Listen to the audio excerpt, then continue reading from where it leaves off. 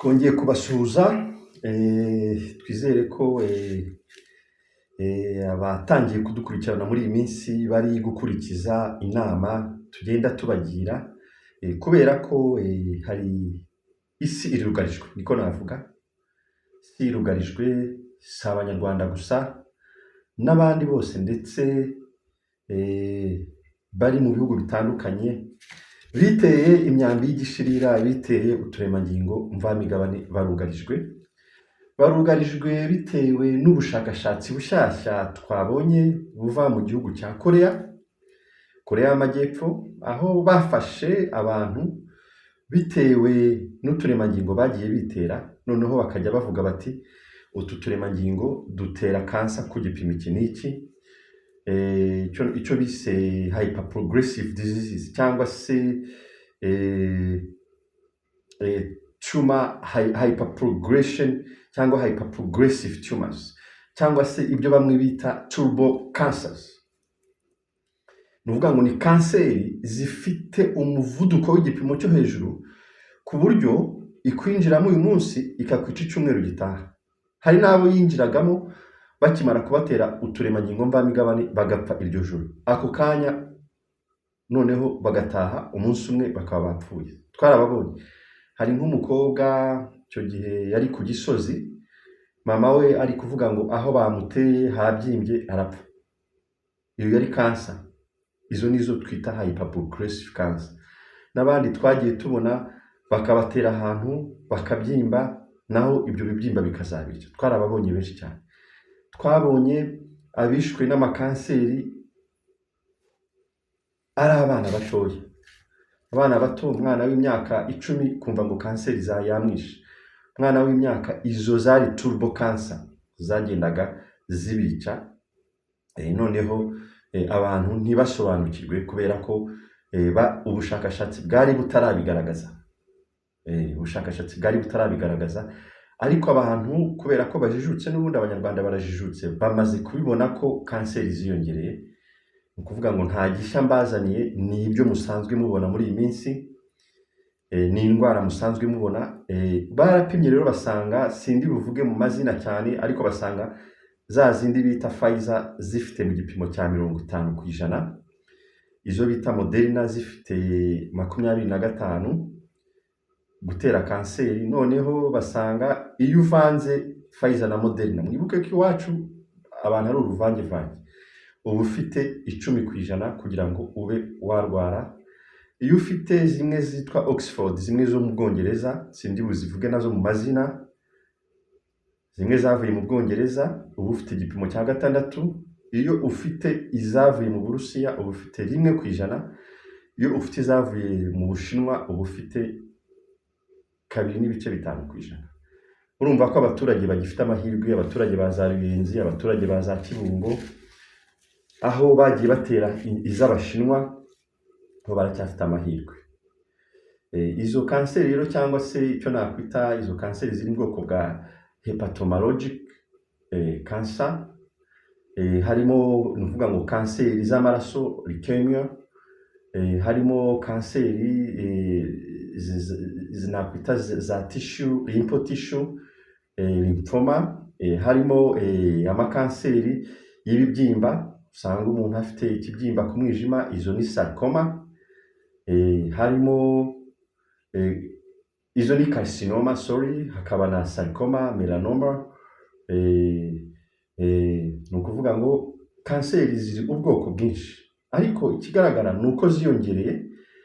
Hakaba n'izifata ubwonko noneho zikirukanka ku buryo umuntu zishobora kunamwica atwaye n'imodoka, atwaye n'izo hoho, atwaye n'ayo mabisi. Murabona ko amabisi asigaye agonga, hoho zisigaye zigonga, imodoka zose accident ni nyinshi. Kanseri ishobora gufata umuntu ntanabimenye ko irimo. Izo nizo bita gliomas, kanseri zifata icyo nakwita utunyamashami tw'ubwonko, ziriruka cyane, niyo mpamvu zitwa hyperprogressive. Ubundi kanseri yari ikintu gishobora kugenda gahoro gahoro, ukazajya no kugisuzuma ikumazemo imyaka 10 utabizi, akaba aribwo bayibona. Nabwo kandi bakaba bashobora kwivura ikaba yakira. igihangayikishije rero ni uko ubu no kuvura izi kanseri biragoye. Bivuga iki? Bivuga ngo yo naje hano mbagira ngo mbereke cyane cyane ibintu bizabafasha kutarwara ayo makanseri yose, kutagira ibyo bibazo by'iyo ntuza zose, by'izo ndwara zose. Noneho abafite ibibazo navuga ko bafite nka za virusi ya sida ho noneho hari n'izindi kanseri bagenda bavumbura nshyashya nk'izo bita kaposi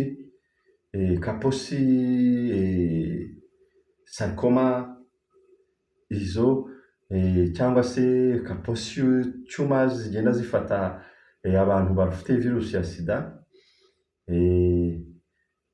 Polymerona ni ubwa mbere njye nari unyumvishe.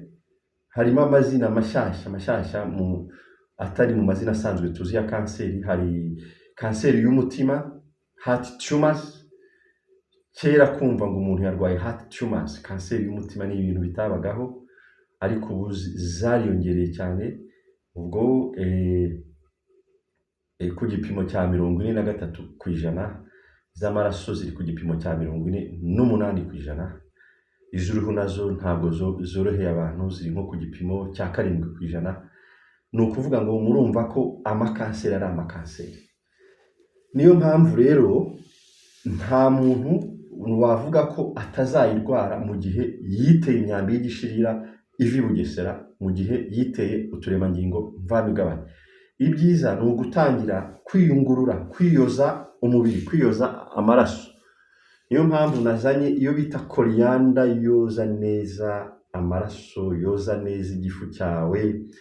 Ba bagore bagira ibibazo by'imihango, ngo yavuye cyane, ngo imihango ye ngo imeze nabi, koriyanda urayifata ukayigura, ukayoza neza ko baba babiteye imiti, noneho ukayishyira mu mazi, ukajya unywa ikirahure kimwe mu gitondo n'ikirahure kimwe nimugoroba. Ba bandi bafite isukari, bashaka kuvuga ngo isukari igabanuke, urayifata ukayiteka, isukari ikagabanuka. Ba bandi bafite ikibazo cy'amagufa, twabonye ko ikibazo cy'amagufa wakoresha n'umunyu wa gikurukuru, bivuga ngo wavangamo na gikurukuru ukanywa, amagufa akagenda yoroha buhoro buhoro.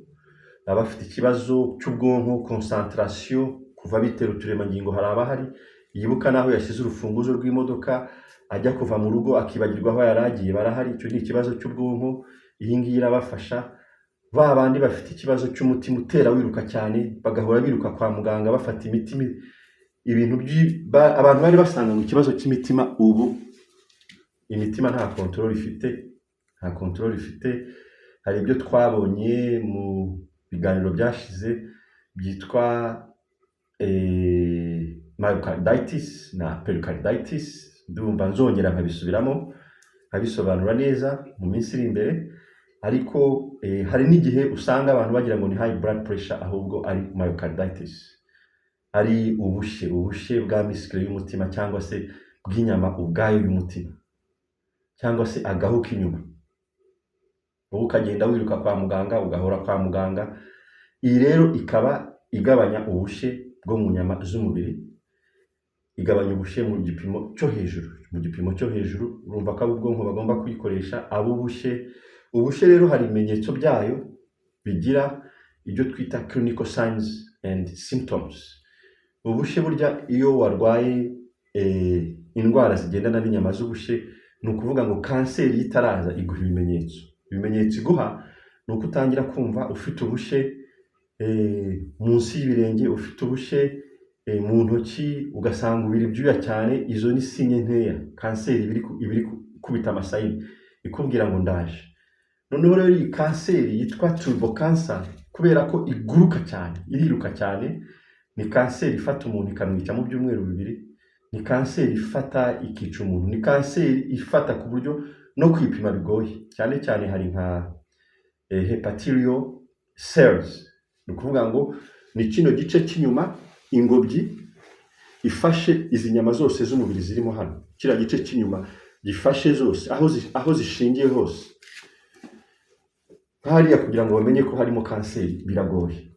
Kanseri y'amagufa ntabwo ari byoroshye kugira ngo, nubwo umuntu ahita ababara, ariko ntibyoroshye kugira ngo bahite bayipima bayibone. aba rero n'ubwoko bw'amakanseri azagenda ateza akaga ndetse kuvurwa bikagorana. Urumva rero urwishe ya nka ruracyayirimo, abantu bagerageze bakanguke, abantu bagerageze bakora uko bashoboye, kandi ngewe nizeye ko uturemangingo mvamigabane tuzavamo, kuko hari abagize indwara bakimara kutwiteza nkajya mbaha imiti bagakira. Niba rero barakize ni ukuvuga ngo n'abandi batwiteje uko bakomeza bagenda bakoresha ibyo tubabwira, basangiza video, bakora amakomenti. Mujye mukora amakomenti, noneho mutubwire ibyo mukeneye, mutubwire uburwayi mufite, tuvuge tuti uburwayi wakoresha iki n'iki. Umbwire uti ngewe mfite ikibazo cyo mu nda aha n'aha nakoresha iki. Ko buriya ibintu by'imirire ni uko ubyitondera. Hari igihe umuntu aza akakubwira ngo inazi, ukagenda ukihata inazi kandi wibagiwe ko hari cyangwa undi akakubwira ngo igikakarubamba, ukagenda ukihata igikakarubamba kandi urwaye impyiko. Igikakarubamba wakinywa ku bwinshi, ukakinywa birabura ukuntu banywa imiti, ntakubwire doze, ukagenda ukakinywa amezi 3, impyiko yawe ikananirwa. Ni byiza rero ko muzajya muza hano tuzajya tubigisha imiti uburyo ikorwa, yaba ari ibyo mu byatsi, yaba ari iyo mu biryo. Burya hari ibiryo urya bikagira inyama bifasha by'umubiri, hari ibiryo urya bikaba byakongerera, uramutse ufite ikibazo cy'uburwayi bikaba byakongerera uburwayi. Ni ukuvuga ngo nk'ubu ntiwafata ibintu birimo sodium nyinshi ufite ikibazo cy'umutima utera wiruka, ahubwo wafata nk'iyi koriyanda, kuko iyi koriyanda igabanya sodium iyo yabaye nyinshi mu mubiri wawe, bityo umutima wawe ukaba wagenda utera gahoro gahoro. Dushamikiye nuko ifite za vitamine A, K na C nyinshi, n'imyunyungugu nyinshi, potassium, calcium, phosphorus. Ikintu bavuze ko ari antioxidant, indinda mubiri, inyongera mbaraga mu mubiri, icyo kintu kijye cyubahwa. Koriyanda rero nayo ni antioxidant. Ubwo yo mugiye mu isoko rero mwayisanga Nyabugogo, isoko rya Nyabugogo. Abari i Kigali mwayisanga isoko rya Kimironko. Noneho abari mu bihugu byo hanze hose zirahari. Burya u Rwanda niho hantu hataba imbuto, hataba imboga zihagije, niho hantu hatagira ikintu kiba mu byerekeranye n'imirire. Ugiye mu masoko y'ibindi bihugu bya East Africa, Uganda, Kenya, Tanzania, ikintu cyose ushaka ugisangayo. Nimba mvuze ndashaka dragon fruit ndayibona, nimba mvuze ngo ndashaka pomegranate fruit ndayibona. Ariko abanyarwanda ntago batera imbere mu bintu by'imirire, ahubwo basubira inyuma. Kera najyaga nkabona za asparagus mu isoko rya Kimironko, ubu ntazo wabona,